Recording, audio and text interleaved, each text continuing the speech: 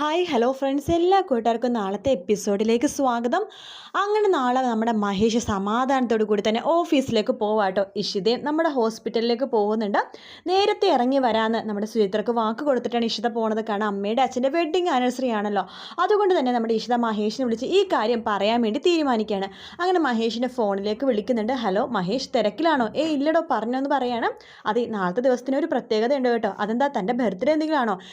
എൻ്റെ പിറന്നാളൊന്നുമല്ല, പക്ഷെ ഒരു പ്രത്യേകതയുണ്ട്. എനിക്ക് ജന്മം നൽകിയ എൻ്റെ അച്ഛൻ്റെ അമ്മയുടെ വെഡ്ഡിങ് ആനിവേഴ്സറിയാണ് നാളെ. അതും 27ാമത്തെ വെഡ്ഡിങ് ആനിവേഴ്സറി എന്നിങ്ങനെ പറയുകയാണ്. അത് ഭയങ്കര സൂപ്പറാണല്ലോ. അപ്പോൾ നമുക്ക് അടിച്ചു പൊളിക്കണം. നമ്മുടെ കല്യാണം കഴിഞ്ഞിട്ടുള്ള അവരുടെ ആദ്യത്തെ വെഡ്ഡിങ് ആനിവേഴ്സറി അല്ലേ? അതെ. അപ്പോൾ ഫ്ലാറ്റ് വെച്ചിട്ടാണ് സംഭവങ്ങളൊക്കെ നടക്കുന്നത്.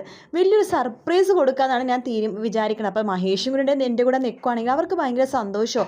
അതെന്ത് പറച്ചിലാടോ, തൻ്റെ അമ്മ തൻ്റെ അച്ഛൻ അങ്ങനെ വേർതിരിച്ച് കണ്ടിട്ടുണ്ടോ?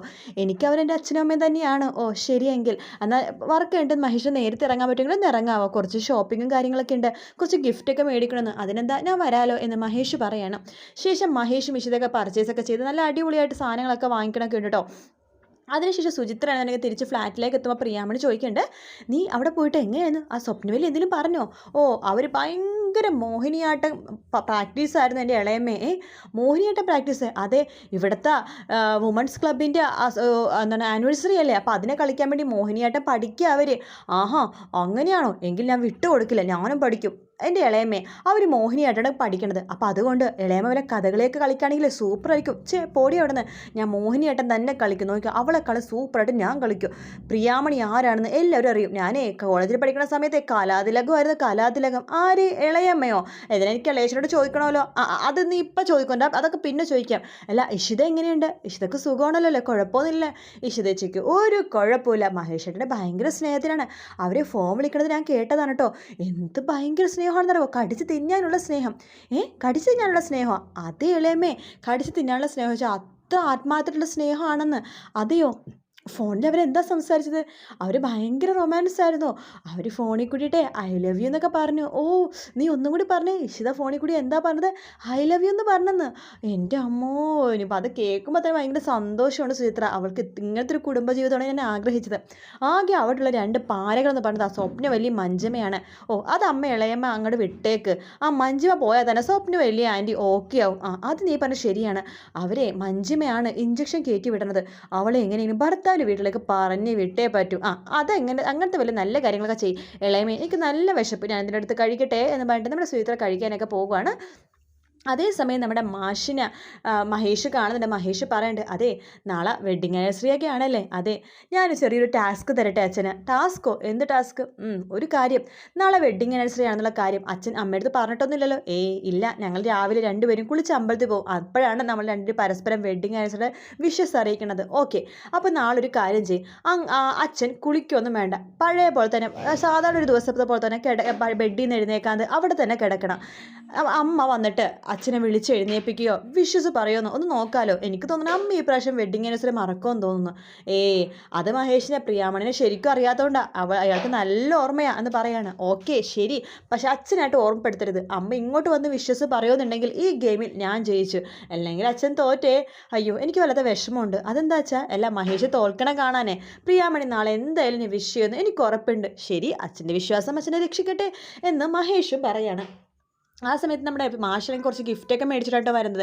മഹേഷ് പറഞ്ഞൊരു ഇതല്ലേ, അതുകൊണ്ട് എന്താ ചെയ്ത് നോക്കാത്ത മാഷും വിചാരിക്കും. അതുകൊണ്ട് നാളെ വെഡ്ഡിങ് ആനിവേഴ്സറി ആണെന്നുള്ള കാര്യം നമ്മുടെ പ്രിയാമ്മയുടെ അടുത്ത് പറയാതെ മാഷിരിക്കും കേട്ടോ. പക്ഷെ രാവിലെ തന്നെ 2 പേരും പരസ്പരം വിഷസൊക്കെ പറഞ്ഞ് ഗിഫ്റ്റുകളൊക്കെ കൈമാറി ഭയങ്കര സ്നേഹത്തോടു കൂടി കേക്കൊക്കെ മുറിച്ച് ആഘോഷിക്കുകയാണ്. അതേസമയം നമ്മുടെ രജനിയാണെന്നുണ്ടെങ്കിലോ, എനിക്ക് പേടിയാവുന്നു ആകാശ്, എൻ്റെ മോനെയും കൂടി നഷ്ടപ്പെടുന്നു, എനിക്ക് പേടിയാവുന്നു എന്ന് പറയാണ്. ആകാശ് പറഞ്ഞിട്ട്, താനെന്തിനാണ് പേടിക്കുന്നത്? തനിക്കൊരു മോൻ ഉള്ള കാര്യം നമ്മൾക്കല്ലാണ്ട് വേറെ ആർക്കും അറിയില്ല. സത്യങ്ങളെല്ലാം രചന തൻ്റെ വായിൽ നിന്നാണ് പുറത്തേക്ക് പോണത്. ഇന്ന് തന്നെ ആ മൃണാളിയുടെ മുമ്പിൽ തനിക്ക് അങ്ങനെ പറയേണ്ട കാര്യം ഉണ്ടായിരുന്നു. അത് എനിക്ക് അത്ര ദേഷ്യമായിട്ട് പറഞ്ഞു പോയതാണ്. അവളുടെ ഒരു ജാടയും ആകാശിൻ്റെ ഒരു സ്വാതന്ത്ര്യവും എന്നൊക്കെ പറയുമ്പോഴേക്കും അതൊക്കെ ഞാൻ വെറുതെ കാണിക്കണേ. അവരെയൊക്കെ പിടിച്ചു നിർത്തേണ്ടത് നമ്മുടെ ആവശ്യമാണ്. എന്നാലും ഈ രീതിയിൽ പിടിച്ചു നിർത്താൻ നോക്കേണ്ട ആകാശ്, അതെനിക്ക് ഇഷ്ടപ്പെടില്ല എന്ന് പറയാണ്. ശരി ഓക്കെ കൂൾ ഡൗൺ. നോക്ക്, താൻ ശ്രദ്ധിക്കണം, തൻ്റെ നാവിൽ നിന്ന് ഇനി ഒരിക്കലും ആ രഹസ്യം പുറത്തു പോകരുത്, അല്ലെങ്കിൽ തനിക്ക് തൻ്റെ മോനെയും കൂടി നഷ്ടപ്പെടും. ഇപ്പം ചിപ്പിയെ നഷ്ടപ്പെട്ടുള്ളൂ. മോനും കൂടി പോയാൽ തൻ്റെ അവസ്ഥയൊന്ന് ആലോചിച്ച് നോക്കിയേ. ഇല്ല, എനിക്കത് ആലോചിക്കാൻ വയ്യ. എൻ്റെ മോളെ മഹേഷ് കൊണ്ടുപോയി, ഇനി മോനെയും കൂടി കൊണ്ടുപോയി എനിക്ക് ആലോചിക്കാനേ വയ്യ. സത്യം പറഞ്ഞാൽ രണ്ടാമത് പ്രഗ്നൻ്റ് ആണെന്ന് പറഞ്ഞപ്പോൾ അതെൻ്റെ കുട്ടിയായിരിക്കുമോ എന്നാണ് ഞാൻ വിചാരിച്ചത്. സോറി ആകാശ്, അത് മഹേഷിൻ്റെ തന്നെയാണ് എന്ന് പറയുമ്പോൾ അതെനിക്ക് മനസ്സിലായി. മഹേഷിൻ്റെ പോലെ തന്നെയാണല്ലോ അവൻ ഇരിക്കുന്നത്. അതുകൊണ്ട് ഒരു DNA ടെസ്റ്റിൻ്റെ കാര്യമില്ല അതിന് എന്ന് പറയണം. രചന പറയണ്ട്, ആകാശ് നീ എപ്പോഴാണ് കല്യാണം കഴിക്കണത്? അതൊക്കെ നമുക്ക് ചെയ്യാന്നേ. എന്നിട്ട് ചിപ്പിനെ കൊണ്ടുവരാൻ പറ്റുമെന്ന് എനിക്കിനി തോന്നണില്ല. ഇനി നമ്മുടെ കല്യാണം നീട്ടി വെക്കേണ്ട ആകാശ്, എത്രയും പെട്ടെന്ന് തന്നെ കല്യാണത്തിൻ്റെ കാര്യങ്ങളൊക്കെ ചെയ്യണം എന്ന് പറയണം. ശരി, കൂൾ ഡൗൺ. നോക്ക് ഡാർലിംഗ്, ഞാൻ എത്രയും പെട്ടെന്ന് തന്നെ കല്യാണത്തിൻ്റെ കാര്യങ്ങളൊക്കെ ചെയ്യാം. ഓക്കെ, വിത്തിൻ 1 month ഈ ആകാശ് മേനോൻ നിൻ്റെ കഴുത്തിൽ താലി കെട്ടിയിരിക്കും. ശരി Akash, thank you so much Akash എന്നൊക്കെ പറയണം. അപ്പോൾ നാളെ നമ്മുടെ ആ കുഞ്ഞിനെ കാണിക്കുമെന്ന് തന്നെ നമുക്ക് വേണമെങ്കിൽ പ്രതീക്ഷിക്കാം കേട്ടോ. അങ്ങനെ രചനയുടെ മഹേഷിൻ്റെ രണ്ടാമത്തെ കുഞ്ഞ് ആൺകുഞ്ഞാണ് അത്. അതായത് നമ്മുടെ ചിപ്പിയുടെ അനിയനാണ്. ഇതിൻ്റെ എല്ലാ റീമേക്കിലും മഹേഷിന് 2 പിള്ളേരുണ്ട്. ആ രണ്ടാമത്തെ കുട്ടി എന്ന് പറഞ്ഞത് കുറച്ച് രചന സൈഡ് ആയിരിക്കും കേട്ടോ. രചനയുടെ കൂടെ നിൽക്കുള്ളൂ. അതായത് മഹേഷ് സത്യങ്ങൾ അറിഞ്ഞാൽ പോലും മഹേഷിൻ്റെ കൂടെ പോവത്തൊന്നുമില്ല. രചന മതി എന്ന് പറഞ്ഞിട്ട് നിൽക്കും. കുറച്ച് കുശുമ്പും ഇത്തിരി കുറുമ്പൊക്കെ ഉള്ളൊരു കൊച്ചാണ്. അതായത് രചനയുടെ കൂടെ നിൽക്കുമ്പോഴേക്കും അറിയാമല്ലോ ആ കുട്ടി ചിപ്പിനെ പോലെയല്ല, നേരെ ഓപ്പോസിറ്റാണ്.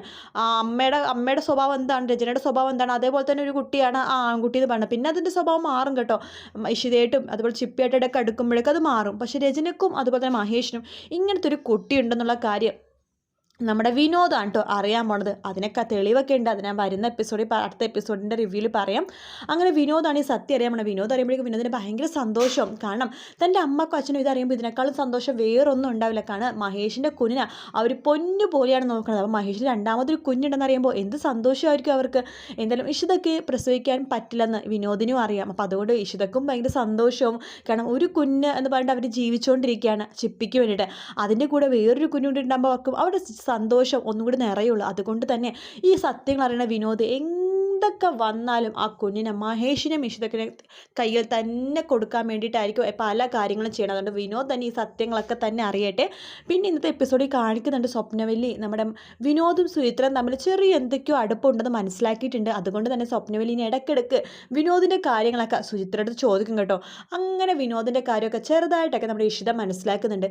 വിനോദിൻ്റെ പേര് കേൾക്കുമ്പോഴേക്കും നമ്മുടെ അമ്മക്ക് എന്തോ ഒരു ഭയങ്കര വിഷമവും സങ്കടവും സന്തോഷമൊക്കെ ഉള്ള ഒരു അമ്മ മനസ്സിൻ്റെ ആ ഒരു സ്നേഹം അത് സ്വപ്നവലിയിൽ കാണുന്നുണ്ടെന്ന് ഇഷിത മനസ്സിലാക്കുകയാണ്. അങ്ങനെ ഇഷിത പതുക്കെ തിരിച്ചറിയും വിനോദ് എന്ന് പറഞ്ഞാൽ നമ്മുടെ മഹേഷിൻ്റെ അനിയനാണെന്നും സ്വപ്നവല്ലിയുടെ രാമനാഥൻ്റെ രണ്ടാമത്തെ മോൻ വിനോദാണെന്നുള്ള സത്യങ്ങളൊക്കെ ഇവർ മനസ്സിലാക്കും. എന്തായാലും നല്ല ഭാഗങ്ങൾ തന്നെയായിട്ട് ഇനി വരാൻ പോകുന്നത് ഒരു സംശയമില്ല.